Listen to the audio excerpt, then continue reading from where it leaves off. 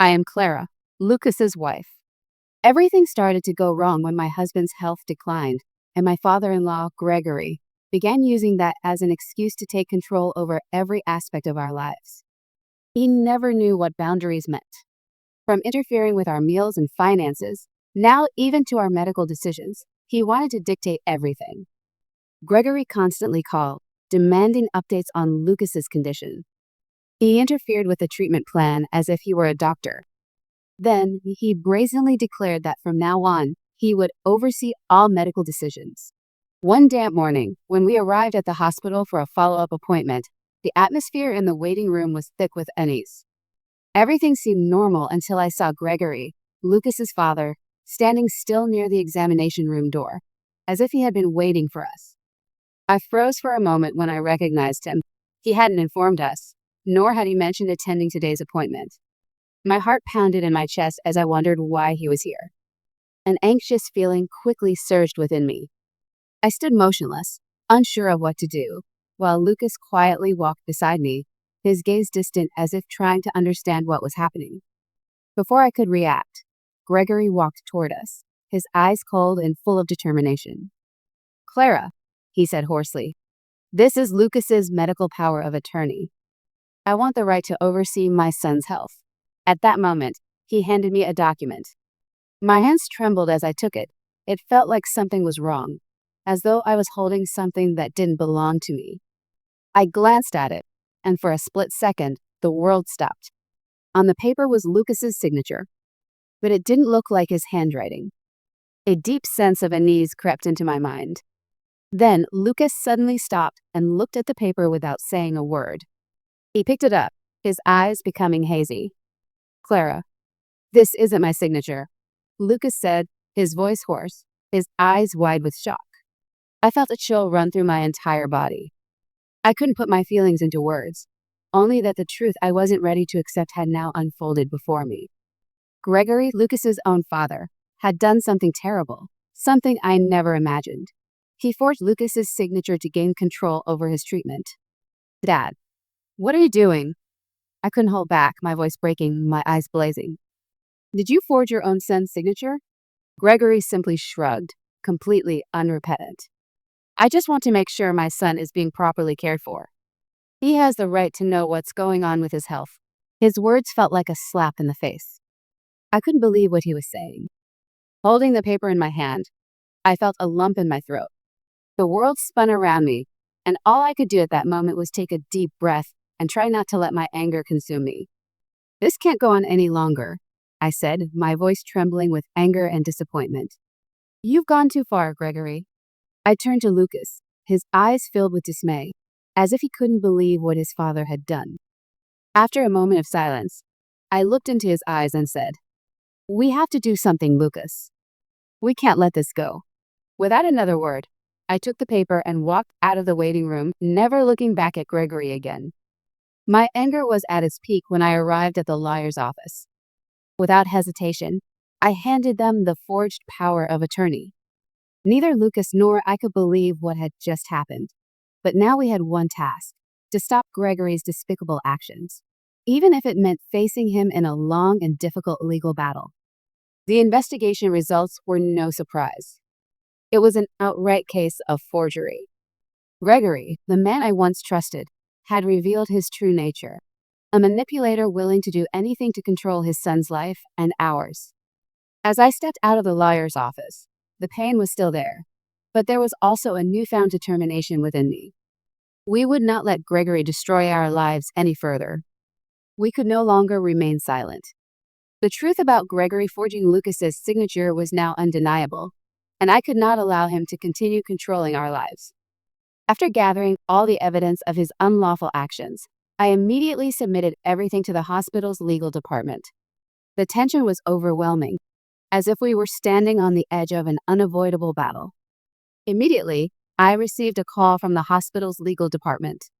They informed me that Gregory would no longer have the right to participate in any of Lucas's follow-up appointments. It felt like a heavy burden had been lifted, but at the same time, I was anxious about what might happen next. Gregory was not someone who accepted defeat easily. The next day, when we arrived at the hospital, Gregory was there as usual, standing by, his gaze cold and resolute. He didn't say a word, just watched us. But as soon as we entered the examination room, a security guard stopped him and announced, "You no longer have the legal right to participate in the patient's treatment." Gregory turned back, his face full of fury, but powerless to act. I looked at Lucas, and he stepped forward, walking toward his father. His eyes were filled with determination. He stood tall and declared, "That's enough. You can't control my life anymore." My husband's voice was like a powerful affirmation, breaking the control that Gregory had imposed. Gregory stood there, his fists clenched, but remained silent. I realized that, for the first time, Lucas had truly stood up for himself, choosing to take control of his life without being manipulated. "We won't let you invade our lives anymore," Lucas said firmly. And I knew from that moment on, everything would change. After being barred from the follow-up appointment, Gregory continued trying to interfere in our lives. He impersonated Lucas to schedule an appointment at another clinic. Things became complicated when I received a bill from an unfamiliar clinic. At first, I thought it was a mistake, but upon closer inspection, I noticed that the information matched the schedule we had planned, except that the clinic had never informed me. "I think he used your name to book an appointment without telling us," I said, my voice full of worry. Lucas looked at the bill, his face tense. "No way. He did that," he sighed, frustrated. "We couldn't let him keep harassing us."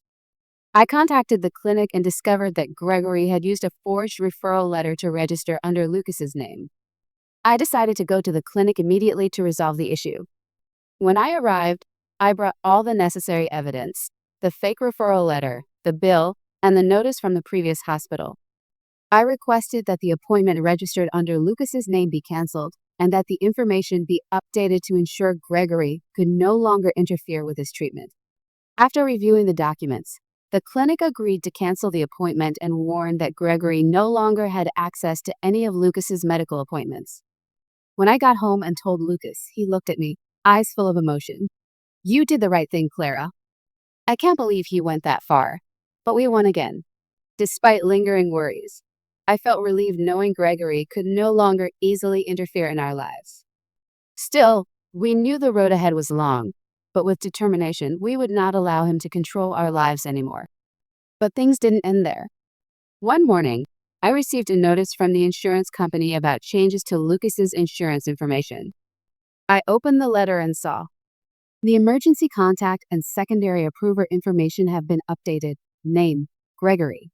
I couldn't believe my eyes. Gregory had once again changed the information without our consent. We had clearly requested that he have no access, and yet he continued to interfere in secret. "I can't believe this." "He changed your information again without telling us," I said, my voice trembling with anger. Lucas sighed, the feeling of disappointment washing over him. "I didn't request this change." "He did it again?" "We can't let him keep doing this." Immediately, we called the insurance company hotline. The representative confirmed that Gregory's information had indeed been updated in Lucas's records, which made us even more concerned. We couldn't sit still knowing Gregory once again had access to Lucas's insurance information. After firmly requesting the company to revoke his access, the representative promised to handle it immediately, but that promise didn't give me peace of mind. Gregory was not the kind of person to give up once he had achieved his goal. I had the feeling that this wasn't over yet. We hung up the phone, and I felt a wave of fear wash over me. Even though we had officially submitted the request to the insurance company, I couldn't feel at ease until everything was finalized. In truth, Gregory had not only violated our privacy, but he continued to threaten Lucas's freedom and his right to make decisions. A week later, we received a call from the insurance company confirming that Gregory's access had been completely revoked. But just when I thought everything was resolved, I began to realize that Gregory hadn't given up. He kept showing up in places we never expected, and his tricks hadn't stopped. I felt like I was in a battle with a ruthless enemy who would stop at nothing, and things couldn't just end with removing his access to the insurance information. Although we had a few small victories, Lucas and I knew that only perseverance and determination would allow us to protect our freedom and our lives from Gregory's interference. We couldn't let him continue behaving this way. And once again, We were ready to enter a new battle to protect our lives. One night, as I sat in the living room, the dim light illuminated only a small corner of the room. I happened to glance out the window. The outdoor scene was quiet, with only the sound of wind rustling through the trees and the silent night sky covering everything. But then, my eyes suddenly stopped at a shadowy figure standing motionless in the dark. I couldn't believe my eyes, but it was clearly Gregory, my father-in-law, standing there, right in front of the house, in complete darkness, not moving at all. He just stood there, silently looking inside through the window. I felt a chilling fear rising in me. My heart beat faster, and it felt like the blood in my body stopped flowing. Why was he standing there at such a late hour, without any explanation, without any reason? I couldn't understand it. He didn't knock, didn't call us to come out, just stood there, still and silent like a ghost in the night. I tried to suppress my anxiety, but the feeling of unease kept creeping into my mind. The silence of the night only amplified the strangeness of the situation. I couldn't stop staring out the window, couldn't take my eyes off that figure, even though I knew I shouldn't. With each passing minute, the fear in me grew stronger. I turned to look at Lucas, sitting on the sofa opposite. He had no idea what was happening. I wanted to say something, but the confusion inside me rendered me speechless. Finally, I mustered the courage, stood up, and walked toward the window again. But when I turned back, Gregory's figure had vanished. Where had he gone? Was he just hiding somewhere beyond my sight? I couldn't be sure, but the fear remained intact. At that moment, my phone vibrated, a call from Gregory's number. I looked at the screen, and my heart tightened again. He kept calling us every day, disrupting our lives completely. Each time I picked up the phone, I felt that same wave of unease, that relentless harassment from him. Clara, do you see what he's doing? Lucas looked at me, his eyes filled with worry. He won't give up. Ever. I know, Lucas. It's time we face him again, I said, my voice soft from the fading panic, but still tense. We couldn't live in fear forever. Gregory had crossed all boundaries, and now he wasn't just intruding into our lives. He had started to psychologically terrorize us by watching us at night. This was no longer just about phone calls or schemes. He had become a real threat, and we had to do something to protect ourselves and our lives. We looked at each other with determination, and I knew that once again, we had to fight for the peace and freedom we deserved. Less than a week later, just when I thought things had quieted down, a sudden knock on the door startled me one morning. I opened the door, and to my surprise, 2 police officers were standing on the porch. They looked at me with serious expressions, making me feel that something was wrong. Good morning, Mrs. Clara. We're from the police department.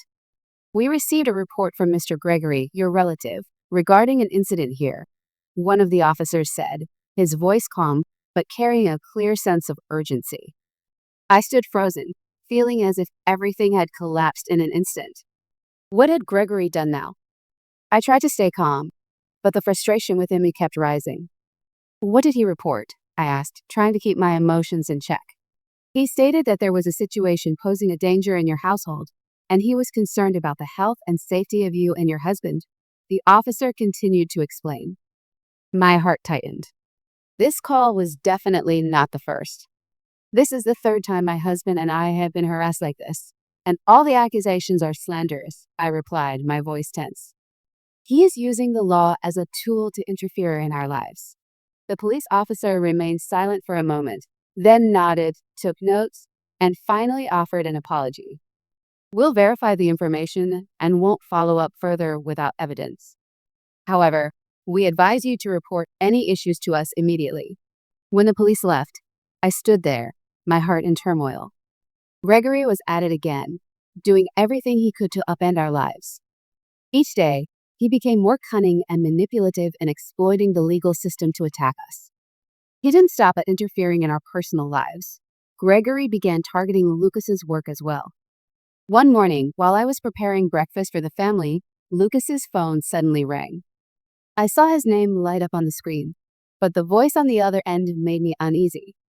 Lucas, could you come to HR right away? We need to clarify a few things, the manager's voice said. It wasn't a normal call. After hearing it, my husband's face froze. His hands clenched tightly.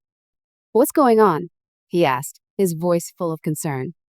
"There was an anonymous email sent to the company accusing you of using stimulants and showing signs of mental instability. We need to clarify the situation," the manager replied, and it was clear this was not something we had anticipated. My heart nearly stopped. I looked at Lucas, seeing the confusion in his eyes. Everything he had built, his work, his relationships, suddenly became the target of false accusations. We knew exactly who was behind it all. Gregory. Only he would go this far when he couldn't control Lucas's life. "I know what he did, Lucas. He won't stop. He's not going to leave us alone," I said, my voice filled with anger and anxiety. "We can't let him keep doing this." Lucas only sighed, exhausted. He headed to HR with a troubled mind. I sat down, thinking about everything Gregory had done. He didn't just violate our personal life. He used everything, even Lucas's job and reputation, as weapons to attack us. A while later, Lucas returned, his face darkened. He sat down and sighed, eyes full of disappointment. "They only asked a few questions and let me go. But they said a thorough investigation would be necessary. I don't know what he did to the people at work to fabricate this story," Lucas said, his voice full of resentment. "You have nothing to worry about. We know what he's doing, and we won't let him destroy everything. You're a good man, and the company will understand eventually." I tried to comfort him, even though I was filled with anxiety and frustration. Lucas and I sat down to plan how to handle the situation. I knew Gregory wouldn't stop and would continue to use dirty tricks to disrupt our lives. But I also knew we wouldn't let him win. We would fight, not just for justice, but for our future. "You and I will figure this out. We can't let Gregory drag us down any further," I said, holding Lucas's hand, the resolve in my eyes unwavering. We couldn't let Gregory continue to run wild in our lives. This battle had begun, and we would never back down. Unable to endure any longer, we decided to file a lawsuit against Gregory, requesting a restraining order and accusing him of harassment and forgery. He had crossed the line, falsifying signatures, interfering with medical treatments, and harassing Lucas at work. We could no longer allow him to destroy our lives. With the help of a lawyer, we gathered all the necessary evidence and requested the court to issue a restraining order to stop all harassment from Gregory. But Gregory didn't back down. He countersued, accusing us of elder abuse and causing him emotional distress. He even brought his new wife and several witnesses to fabricate stories. "What right does he have to accuse us like that?" I said angrily. "We never harmed him, yet now he's using lies to attack us." Lucas stayed silent, looking over Gregory's documents, then spoke with determination. "We won't stop. We'll fight with everything we have." I nodded, eyes filled with resolve. This wasn't just a legal battle, it was a fight to protect our honor and our future. Gregory might use every dirty trick, but we wouldn't let him win. Every day, Lucas and I had to face phone calls, messages, and constant notifications from Gregory and those he had dragged into this battle. But we kept going undeterred. We had one thing in mind: to protect our lives and not let Gregory continue to ruin everything. This battle wouldn't be easy, but we were ready to face it all. We were not only fighting for ourselves, but also for the justice and freedom we deserved. The trial began in a heavy and tense atmosphere. The entire courtroom fell silent, with all eyes fixed on Gregory's lawyer as he stood up to present his opening statement. His speech started emotionally, capturing the attention and perhaps even the sympathy of many in the room. "Your Honor," Gregory's lawyer began, his voice filled with anguish. "Allow me to start with a story about a father who dearly loves his son. Mr. Gregory is a devoted father who has sacrificed his whole life for his family, only to be abandoned and mistreated by his own child. A father who only wanted what was best for his son, who wanted to protect his son's well-being, but instead was rejected, insulted, and forced to endure estrangement. Gregory simply wanted to care for his son, and everything he did stemmed from concern for Lucas's health." He paused briefly, his eyes seeming close to tears, then continued in a woeful tone. "He does not deserve to be treated this way, and he is now facing baseless accusations, groundless charges. Gregory's lawyer's speech seemed to move some people in the courtroom, but I knew very well that he was trying to use emotions to cover up Gregory's wrongdoings. Lucas sat next to me, his hand clenched tightly, his eyes filled with determination. Nothing could make us back down. No matter what, we would not let him escape justice. When it was our turn, our lawyer stood up with a resolute expression. He began to present the evidence we had gathered over time. Each piece was introduced methodically and clearly, making the courtroom atmosphere even more tense. Your Honor, our lawyer spoke. We do not come with empty words. We have solid evidence of Mr. Gregory's misconduct. He opened the file and began listing the evidence, starting with the forged power of attorney that Gregory used to interfere in Lucas's medical decisions. A copy of the document was projected onto the screen, and without a doubt, the signature on it was not Lucas's. This is an act of document forgery, a clear crime that Gregory committed to take control of Lucas. He didn't just violate his son's privacy. He used this dirty tactic to interfere with his health. The lawyer continued. Next, he presented falsified medical records, proving that Gregory had used Lucas's name to schedule an appointment at another clinic without our consent. A 911 call was also played, revealing completely baseless accusations of domestic abuse, which we were certain had been fabricated by Gregory. The evidence was laid out one by one, and no one in the room could deny their clarity. One particularly powerful blow came when Gregory's new wife stood up to testify. I once saw him practicing Lucas's signature, she said. Her voice was low, but it was clear she had prepared herself for this moment. He told me it was the only way to manage his son, to control Lucas's life. He even said he couldn't let his son make decisions freely without his supervision. The courtroom fell silent for a moment before murmurs began to spread. It was a statement too powerful, too unexpected, and perhaps it delivered a fatal blow to Gregory's lies. Gregory's face changed color. He sat upright, his fists clenched, but he said nothing. His new wife, who had previously stood by him throughout the case, had now become the one to expose his actions. This only made it clearer that Gregory was not just a bad father, but a manipulative man who would stop at nothing to control his son's life. When everything was laid bare, I looked at Lucas, his eyes full of pride. Gregory's efforts had become meaningless. With irrefutable evidence, we would not let him escape justice. And as the trial ended, I knew our battle had reached a crucial turning point, a turning point Gregory could no longer reverse. After those tense hours, the trial finally reached its conclusion. The atmosphere in the courtroom felt suffocating. Everyone held their breath, waiting for the final verdict. Gregory's lawyer had done everything he could to defend him, but the evidence we presented was undeniable. From the forged power of attorney to the fake 911 call, from Gregory's harassment to the testimony of his new wife, everything exposed his true nature. The courtroom was silent for a moment. Then the judge stood up, his voice steady and resolute. After reviewing all the evidence, we have reached the following decision. The judge glanced at the documents on the bench, then looked up, his gaze firm and leaving no room for doubt. Mr. Gregory's counterclaims are hereby dismissed. His accusations lack merit and fail to present convincing evidence. A soft but powerful wave of relief swept over Lucas and me. We had won a grueling battle, and this first ruling was just the beginning of our journey toward reclaiming justice. The judge continued, the court hereby issues a permanent restraining order against Mr. Gregory, prohibiting him from approaching, harassing, or interfering in any way with the lives of Mrs. Clara and Mr. Lucas.